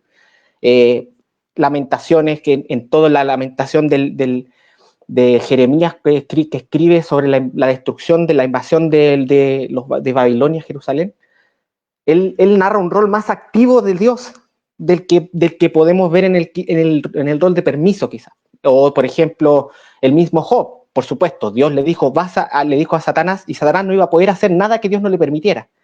Pero Job no tuvo temor en decir que si Dios envió esto. Por ejemplo, la misma muerte del Señor Jesucristo, tanto lo que tu mano y tu consejo determinaron que hiciera. Básicamente, yo siempre me cuido de dejar en claro que no hay nada que sea autónomo. Lo más seguro es que con el pastor pensemos lo mismo, no hay nada autónomo en la creación, pero la forma en cómo vemos esa autonomía va a ser un poco diferente. Por supuesto, él quizás lo va a ver desde una postura más infralapsariana, que esa ya es una discusión ya más académica, y yo desde una perspectiva supralapsariana, pero en estricto rigor vamos a concordar que Dios es soberano detrás de todas estas cosas. Ok, mi hermano, esa es la pregunta que te hacía. ¿Qué función cumple la conciencia en el pecado? Ya, bueno, el ser humano en su constitución natural fue creado como un alma y como un cuerpo. La conciencia tiene que ver con el alma, y yo percibo la conciencia como el conocimiento del propio yo y de cómo yo estoy ubicado. Es ser consciente de que yo existo. Y esa es la diferencia en que tienen los seres humanos con los animales. Los animales no son conscientes de su propia existencia. El ser humano es consciente de su propia existencia. Y al ser consciente de su propia existencia, es consciente de su propia vida espiritual. De hecho, en 1 Corintios dice que hay un paralelismo que hace Pablo con el Espíritu Santo, que cuando dice, ¿quién conoce lo que hay en el hombre sino el espíritu del hombre que está en él? De la misma manera, nadie conoce el espíritu, la mente de Dios sino el Espíritu Santo. Entonces, el espíritu del hombre conoce lo que hay en el hombre. Y entre esas cosas que el hombre conoce que hay en él, está la ley que Dios ha establecido en nuestros corazones. Entonces, la conciencia, ¿qué tiene que ver con el pecado? En que la conciencia nos informa cuando estamos pecando. Porque nosotros naturalmente, al ser creados a imagen de Dios, dentro de la constitución del conocimiento a priorístico que tenemos, está el conocimiento de lo que es bueno y de lo que es malo. Por supuesto, por causa del pecado, este conocimiento está distorsionado. Y suprimimos en injusticia lo que sabemos que está bien. Pero nuestra conciencia está ahí para informarnos lo que está en nosotros. Nuestra conciencia nos informa, oye, tú sabes que eso está mal, ¿por qué lo estás haciendo? Y ese es el rol de la conciencia, por lo menos con relación al pecado.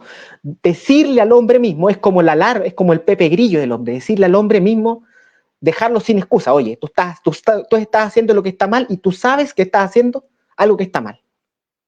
y no dejarnos tranquilos en ese sentido. Ok, gracias. Pastor Joel, esa es la penúltima pregunta. ¿Dónde inicia la lucha contra el pecado sexual? ¿Dónde es el inicio de la lucha en sí? ¿Dónde es donde debemos tomar las previsiones necesarias para no caer? ¿Dónde inicia esa lucha? ¿Y cómo evitar que eso siga transcurriendo o siga su curso? Bueno, la lucha contra el pecado sexual ocurre tanto en la mente y tanto en el corazón, que es donde se originan los deseos y las tentaciones. Ahora, las escrituras, para ser específico, el apóstol Pablo nos manda a renovar nuestra mente y nuestro entendimiento. Dice Romanos 12:2, que no se adapten a este mundo, sino transfórmense mediante la renovación de su mente, para que verifiquen cuál es la voluntad de Dios, lo que es bueno y aceptable y perfecto.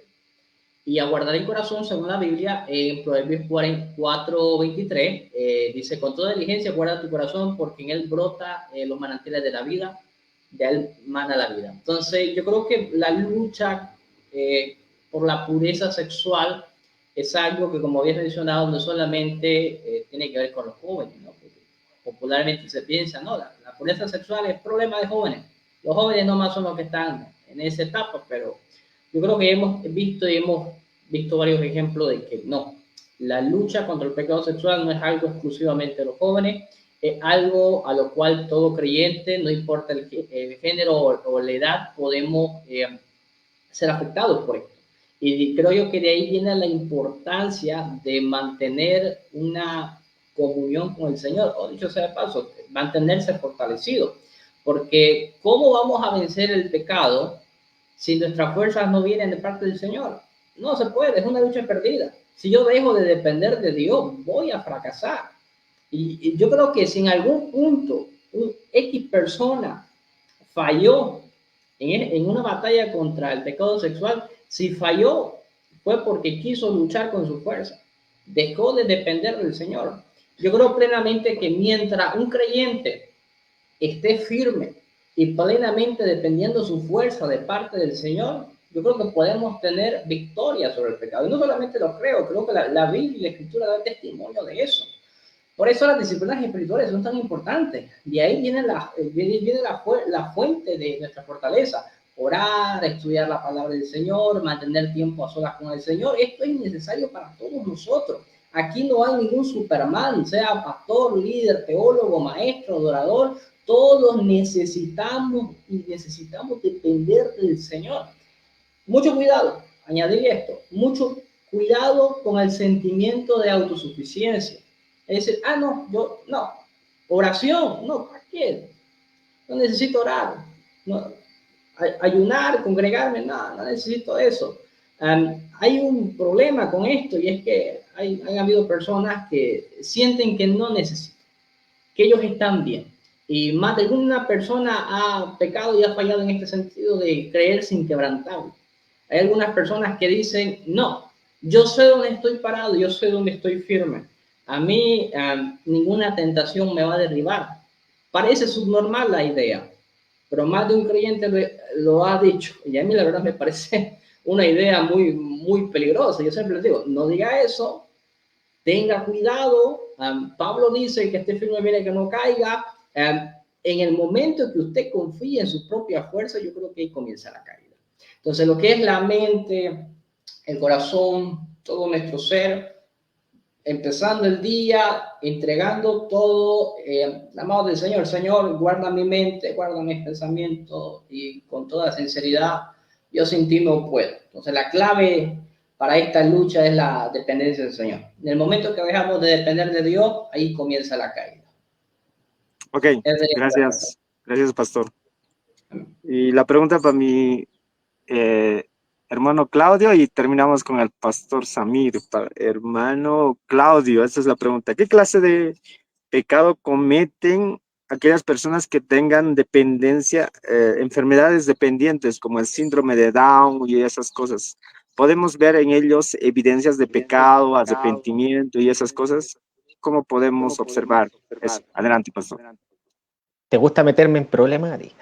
Voy a especular un poco. Nuevamente voy a especular un poco. O sea, partamos por la base de que son hijos de Adán. Entonces, al ser hijos de Adán, no se escapan de la culpa y la corrupción. Ahora,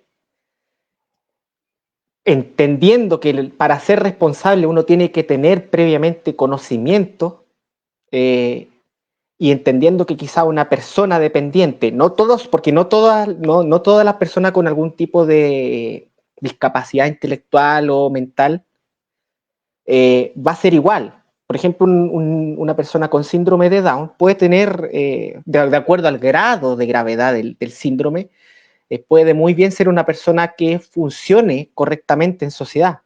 Pero hay otros grados que son un poco más profundos en que de verdad hay un problema ya al nivel de autoconciencia.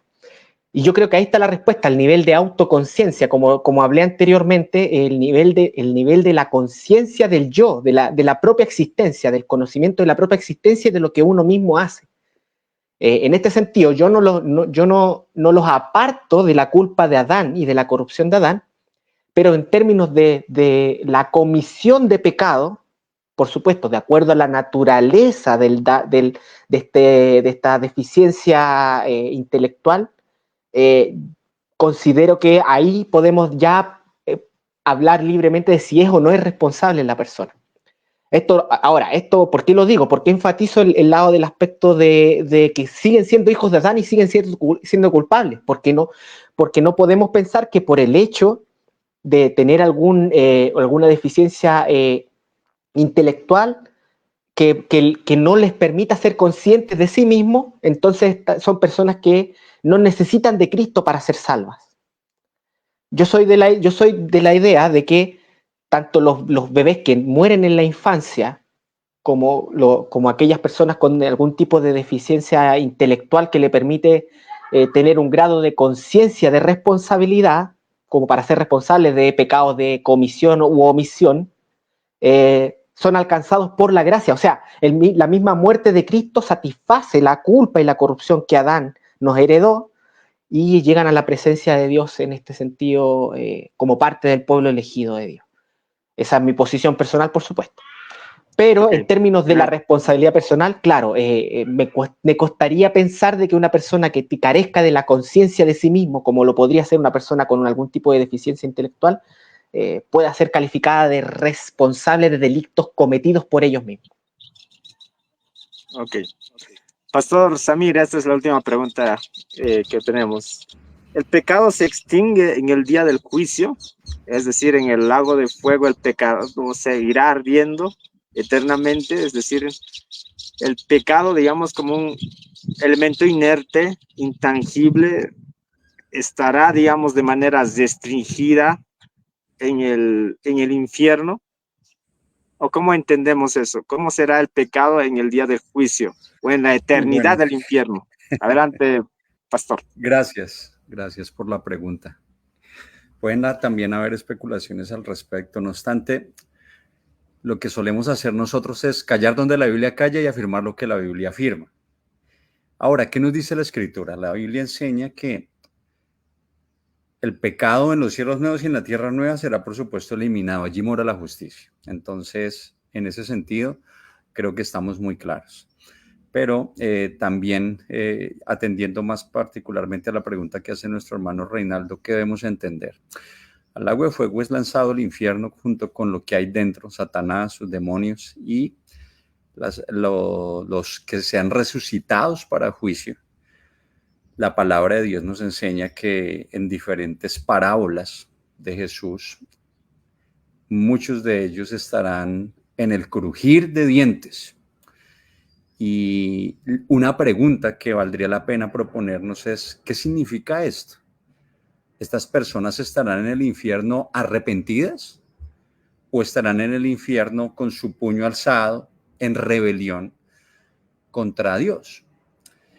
Y pueden haber muchas especulaciones, pero ¿qué podemos decir de un lugar en donde el Espíritu Santo no está actuando de manera salvífica como lo hace hoy en día en el presente, sino en juicio?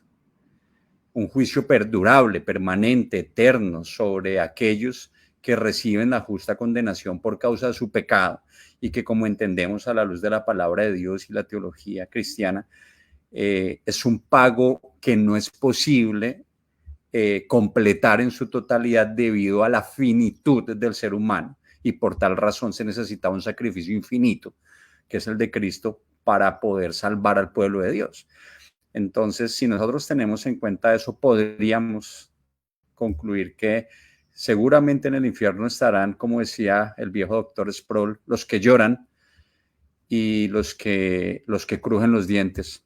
Él decía, si por alguna razón yo fuera sorprendido con que estoy en el infierno, sería de los que lloran, porque he amado al Señor. Pero muchos seguramente crujirán los dientes y tendrán su puño alzado aún. No obstante, lo que nosotros encontramos en la Biblia es que toda rodilla se doblará y todos confesaremos que Jesucristo es el Señor, para la gloria de Dios Padre. Así que, aunque haya rebelión, aunque haya puños alzados, toda rodilla se va a doblar delante de nuestro Señor y Salvador Jesucristo. Entonces, pregunta compleja, podemos hablar mucho más, pero es muy posible crujir de dientes en contra de nuestro Salvador, en contra del Señor, pero de ninguna manera habrá nadie que no se rinda ante la soberanía, ante la grandeza del Dios eterno. Y esa es nuestra convicción, hermanos. Así que bendito sea Dios. Hermanos, ha sido un verdadero placer, un privilegio estar con ustedes. Muchas gracias al pastor Joel por el intercambio, por recordarnos el evangelio, igual al hermano Claudio. Ha sido una bendición. Gracias, hermanos. Ha sido una conversación muy edificante. Muchas cosas que recordar, otras sobre qué conversar. Gracias. Hermano Reinaldo, ustedes en Capilla Westminster son una bendición. Edifican bastante al pueblo de Dios aquí en Latinoamérica. Que Dios los bendiga siempre. Un abrazo para todos, hermanos.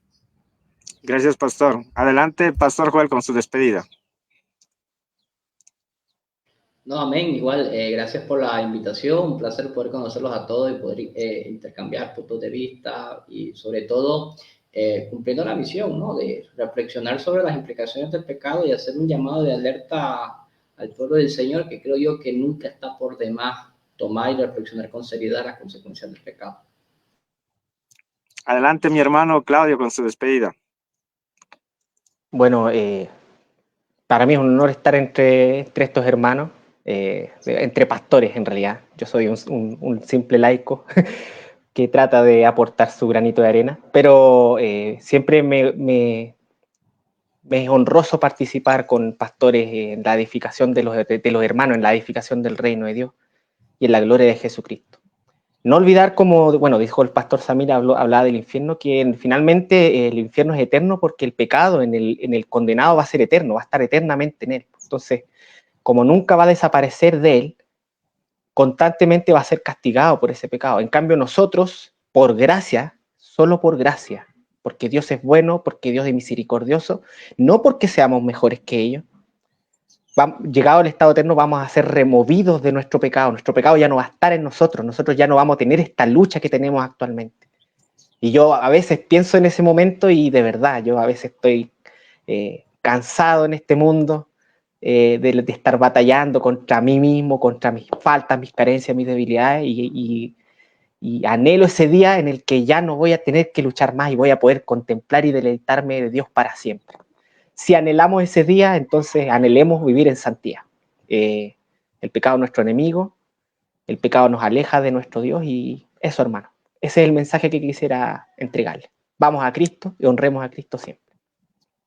Soli Deo Gloria. Bueno, muchas gracias y bendiciones a todos ustedes en su ministerio. Que el Señor los bendiga y en un futuro nos encontramos. Así que todo será para la gloria del Señor y muchas gracias. Hasta luego. Gracias, hermano. Bendiciones, Dios les bendiga. Bye bye. Chao.